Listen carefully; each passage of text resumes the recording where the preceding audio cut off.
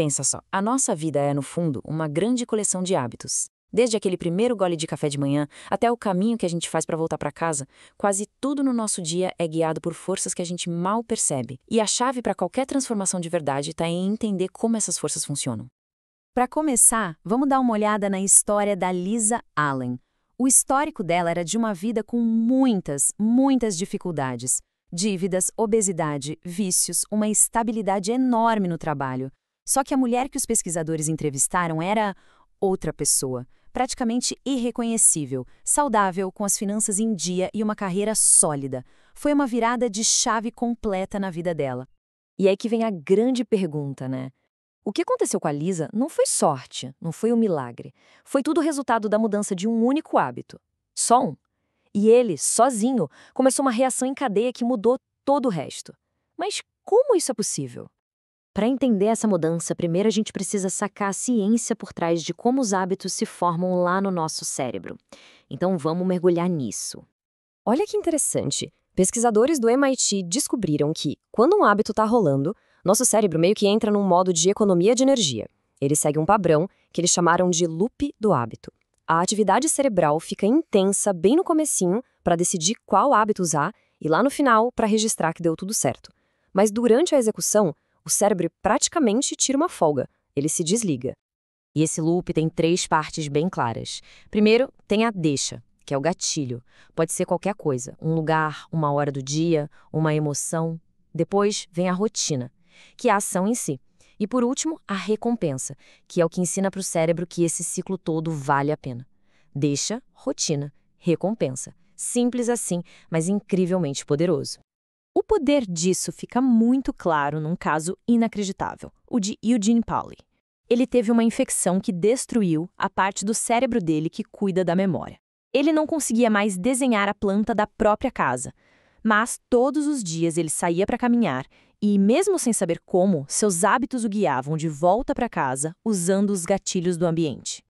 Como disse o pesquisador que estudou o caso dele, isso prova que os hábitos vivem numa parte tão fundamental do cérebro que eles funcionam de forma totalmente independente da nossa memória consciente. É como se fosse uma força autônoma. Mas se fosse só a deixa e a recompensa, mudar um hábito seria moleza, né? Acontece que tem um quarto elemento na jogada, um ingrediente secreto que é o que realmente faz o hábito grudar de vez. Pensa bem. Lá no comecinho do século XX, escovar os dentes não era nada comum nos Estados Unidos.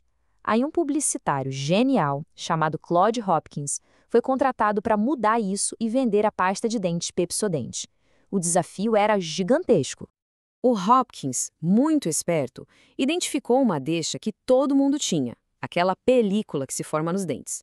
E ele ofereceu uma recompensa clara, um sorriso mais bonito. Mas a grande sacada dele, o pulo do gato, foi insistir que a Pepsodent tivesse ingredientes que criavam uma sensação de frescor, um formigamento na boca. E aí que está o segredo. Essa sensação não limpava os dentes melhor, não fazia diferença real. Mas as pessoas começaram a associar aquilo com limpeza. O cérebro começou a ansiar por aquela sensação refrescante. É esse anseio, essa antecipação da recompensa, que de fato bota o loop do hábito para girar e o torna automático. Certo. Então agora que a gente já entendeu como os hábitos são construídos, a pergunta de $1 milhão é: como a gente pode reconstruir esses hábitos? A resposta está numa regra que é, na verdade, surpreendentemente simples. A sacada principal é esta aqui: é quase impossível apagar um mau hábito de vez. O cérebro simplesmente não esquece esse loop. O único jeito que funciona de verdade é alterá-lo. Essa é a chamada regra de ouro da mudança.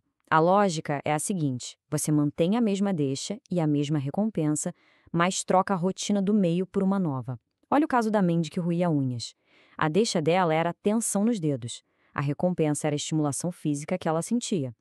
A terapia ensinou ela a, quando sentisse a deixa, fazer uma nova rotina, como apertar os punhos, que dava a mesma recompensa. É genial. E agora a coisa fica mais interessante ainda. Acontece que alguns hábitos têm muito mais poder do que outros. Mudar certos hábitos específicos pode criar um efeito cascata, transformando a nossa vida inteira. Em 1987, Paul O'Neill virou o novo CEO da Alcoa, uma gigante do alumínio. Imagina a cena. Na primeira apresentação dele para os investidores de Wall Street, ele não falou de lucro, Não falou de estratégia. Ele chocou todo mundo ao anunciar que seu foco número 1, sua única prioridade, seria a segurança do trabalhador. O que o O'Neill estava fazendo era mirar no que os cientistas chamam de hábito angular. Pensa nele como a primeira peça de um dominó. É aquele hábito estratégico que, quando você muda, começa uma reação em cadeia que vai derrubando e mudando um monte de outros hábitos em sequência. E o que aconteceu na Alcoa foi simplesmente brilhante. Para atingir a meta de 0 acidente, a empresa teve que mudar tudo. A comunicação entre os operários e os executivos teve que ser reconstruída, os processos de produção melhoraram, a hierarquia rígida foi quebrada. Com isso, a qualidade dos produtos aumentou, os custos caíram e, no final, os lucros dispararam. Tudo porque eles focaram em um único hábito angular. E isso tudo nos traz de volta para o começo. Desde a transformação da vida da Lisa Allen até o sucesso da Alcoa, a mensagem é a mesma. Os nossos hábitos não são um destino selado. Eles são maleáveis. É possível escolher quais hábitos a gente quer manter e quais a gente quer reescrever. E talvez o passo mais importante de todos seja simplesmente acreditar que a mudança é possível. Como disse o filósofo William James, o primeiro ato de livre-arbítrio é acreditar que temos livre-arbítrio. Entender como os hábitos funcionam nos dá um mapa, mas é a crença de que podemos mudar que nos faz dar o primeiro passo nessa jornada.